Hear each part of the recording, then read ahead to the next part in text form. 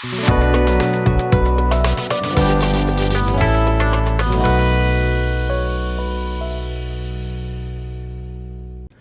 hello, my friends. Welcome back to the bench. We have taken over the bench with my compressor. Actually, I have 3 compressors, but this is the Tootie from Spray Gunner, and I'll use that as an example.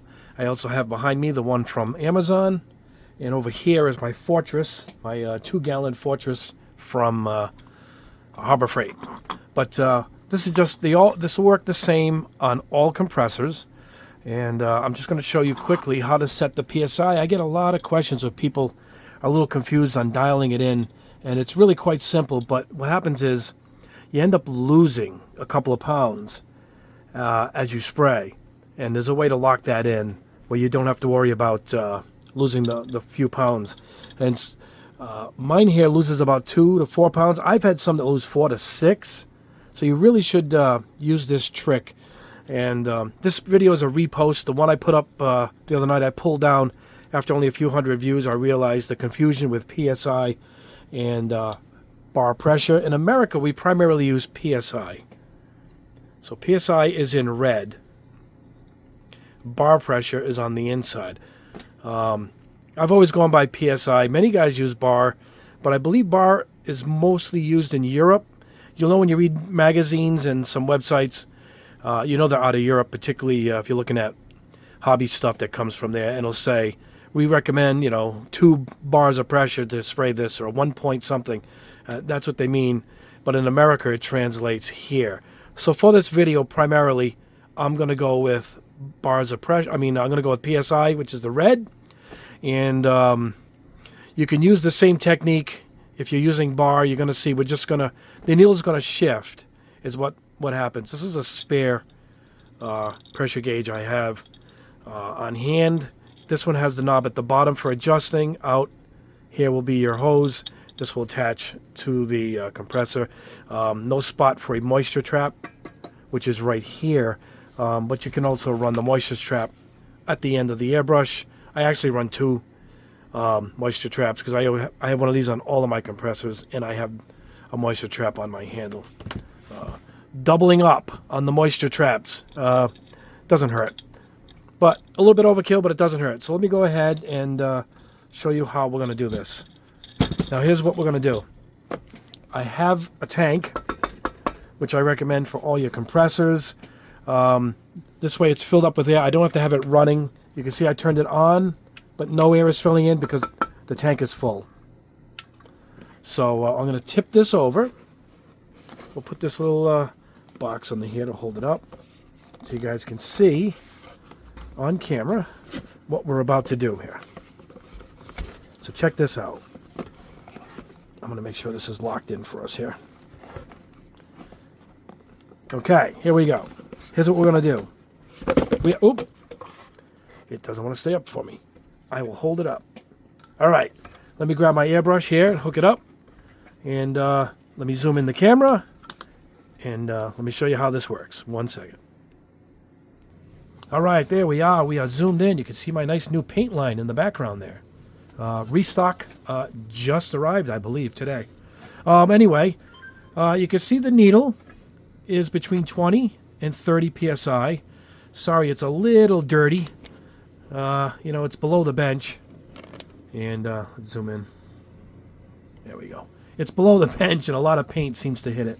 So let's get it so it focuses. There we go. All right, here's the knob for adjusting it. So I'm going to try and get both in camera here. Anyway, you can see we're all set. It's set for what's that, 24. Now I'm going to hit the trigger on the swallowtail. And you can see the needle is going to dip. You're going to lose like 2 to 4 pounds right there automatically. All right? And here's how we're going to adjust it. You're going to hold in the trigger. With air constantly flying out, we still have air. Good. All right, and what we're going to do is we're going to dial it until you reach what you want while holding in the trigger. It'll snap back up, the needle, but when you go to spray, it's going to hit where you want it. Now, say we want 20. We only want 20 PSI. Here we go. I'm holding in the trigger. I'm going to pull the knob. I'm going to turn it. So See, I'm getting it to 20. All right, we're going to lock in the knob. It's locked in. Now see how it jumped up? But when we go to spray, we're hitting 20. Now this is important because if you're spraying chrome and you want that, 15 PSI, not too much more, that ends up flooding your piece. Those extra few pounds of pressure could be important. And like I said, some compressors will actually go up even further. I had an old one that jumped up 4 to 6 pounds, and the needle used to drop way down. All right, we'll do the same thing. Now, again, I'm going with PSI, and on the inside, if you guys are using bar pressure, that's the red. But here we go again. We're going to go down to, let's say, 15, like we're going to spray chrome. We're going to pull the knob, hold in the trigger, and we're going to dial her in. All right, we're going to lock that in. Okay, here we go. Oops, we're losing focus here. Come on, focus in. There we are. Ready? I'm going to hit the trigger. It's focusing on everything but what I want. There we go. And that's 1 bar you can see right there. And that's it. Now you're ready to spray your chrome. And that's basically it. Let me pull this baby back out. Let's stand this back up. So that is it. I got a lot of questions, and I guess a lot of you guys had trouble. Let me get this camera up here. Had trouble with that same purpose. It was dropping down on its first try, and that's what's happening. You got to lock it in on 20. Hold it in. Turn your knob right here. Dial it where you want it. Lock it in. Let go of the airbrush. You will be locked in. The needle will jump up a couple pounds. On mine, it does 2 pounds. On yours, it might go up 4 to 6. And that is it. It locks right in.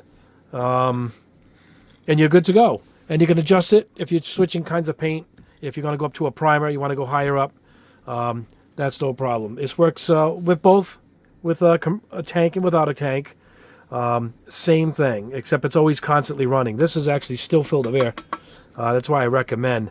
One thing I want to show you guys is how quiet my compressor is from Amazon. The cheap $90 one with the tank.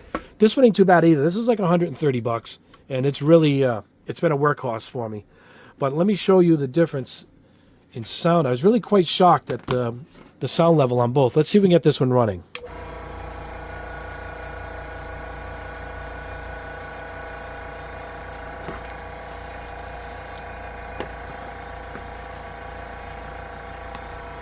All right, let me pause the camera and I'll put up my one from Amazon. Let me show you how much quieter it is. It's really shocking. Oh, presto changeo. It turned into this one. Yeah, this is the one I got on Amazon. I've had it for years. Years. It's still running good. I'll put links below to both of these compressors. But you ready for this? Listen to how quiet this one is.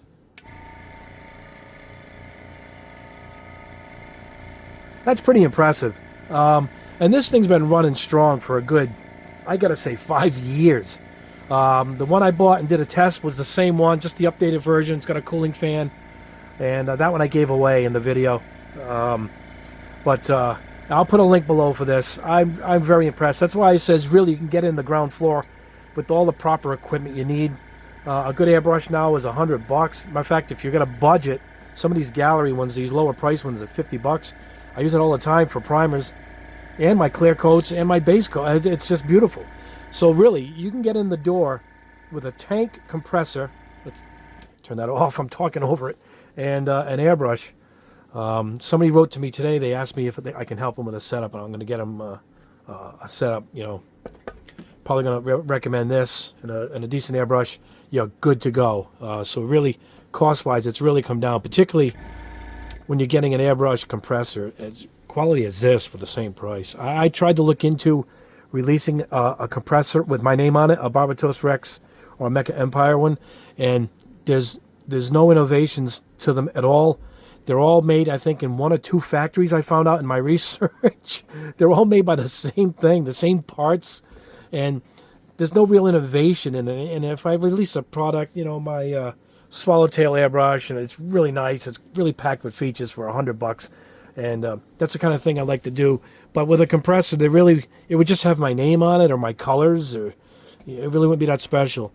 To know that these have really come a long way in quality for price really is something. But anyway, that is the video, guys. I just want to put a quick video up on adjusting your air pressure on your tank, and you can also have the gauge set onto your bench. I actually have a pressure gauge, you know, like this, a remote one that's attached to behind the spray booth. You guys don't see it, and it comes in off of the Fortress, and I can adjust it while I'm in the booth, which is really convenient. I don't have to lean over and adjust it that way. So yeah, you can have these put any way you want, just as long as it's in line with it.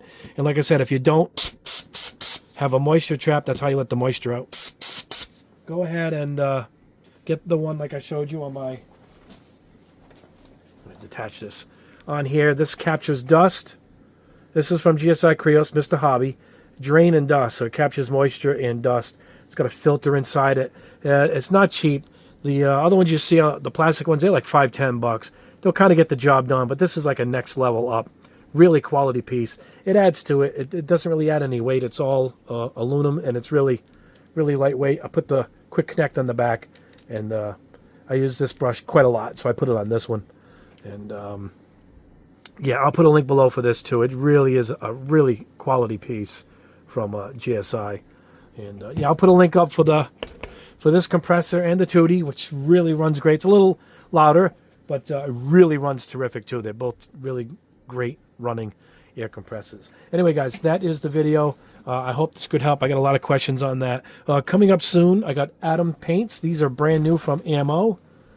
This is their acrylic line of metallics. Look at that. You don't get many metallics in true water-based acrylics, and apparently these go on really nice. They brush and airbrush great. I've heard. We'll find out. So this test is coming up very soon. It comes in 2 trays of 10 bottles each. Look at that. Love a metallic green. I mean, I don't think they're going to compare to my paints. Yes. These are back in stock, by the way. I mentioned at the beginning, and we got more colors coming. I got the metal colors coming, the golds, the magnesium, the burnt iron.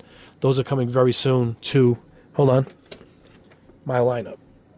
So, all back in stock. And here is the Nocturne Red, sprayed on the Zaku leg. This is the leg out of the box. Now, which one would you rather have? Look at that. I sprayed the bottom, too, with the Nocturne Purple.